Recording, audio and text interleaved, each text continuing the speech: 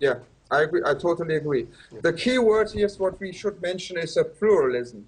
This is actually what we actually also promote at Peking University. This our director Du Weiming, who is like how to say, he's promoting the idea of Confucianism as a quasi-religion for China. So you imagine it's a big thing, right? Because China is communism is secular. They don't really have a religion, but they feel they need a moral basis because China is like quite lost, you know, like they've lost the moral compass because without religion people go crazy, you know, they do crazy things. But the idea is pluralism. How do we do it? This is different from multiculturalism, I think.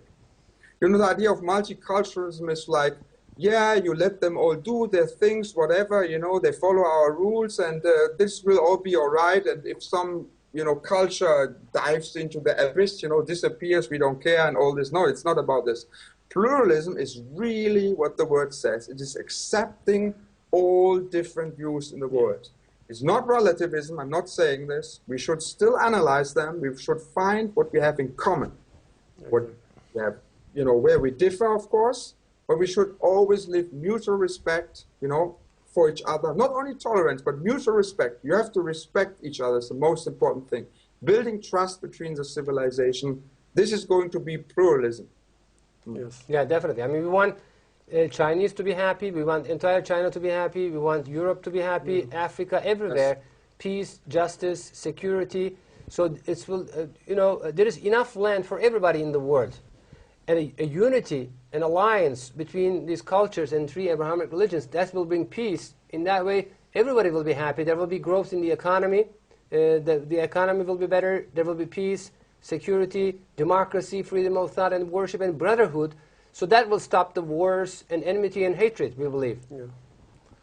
Yeah, that's right. Now, yes, please. Please. Now the thing is, let's talk about how to do it, because like I want to give some keywords because it's not quite clear how to achieve this pluralism. The idea is that there should be something attached to culture that maybe we could call the copyright of culture. No, let's say the intellectual property right of culture. What do I mean by this? Think about the genius that's in humankind. And I'm totally serious about this now. We all immigrated from Africa, as we all know. And we settled down in different parts of the world, and we did our thing. And each of us, each cultural circle, invented something that the others didn't see that way. That is why in Germany, my home country, we don't have Buddhism. We don't have Confucianism, and we don't have Taoism. We don't have a clue about that. But also, of course, we invented things that the Chinese don't have. And the same, you know, with the Muslim world, of course. We don't have imams or ayatollahs in German culture. Of course, now we have them because of the Islamic influence. Now we have them. We teach them at universities, you know. Did you know that? Like Islamic study, they have university chairs in Germany now for that. They're training imams. Like, that's what they want to do, actually, in the future. This is beautiful, isn't it?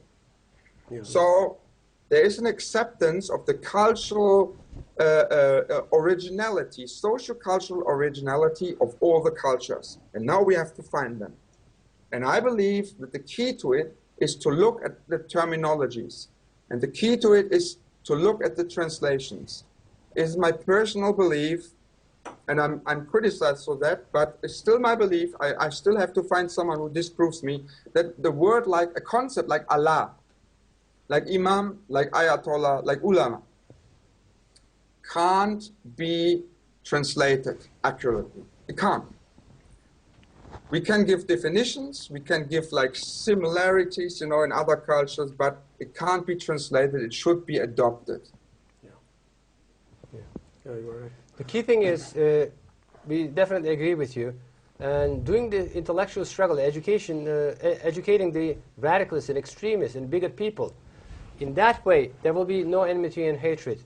That generates problem. That is a danger for world agenda, and only through education this can be eradicated. Killing radicals and extremists is not a solution, of course. education, but our alliance is very important. Good people coming together will be very important. This will generate power and to end this intellectual struggle instead of individually doing it with alliance. That will be very effective. Yes.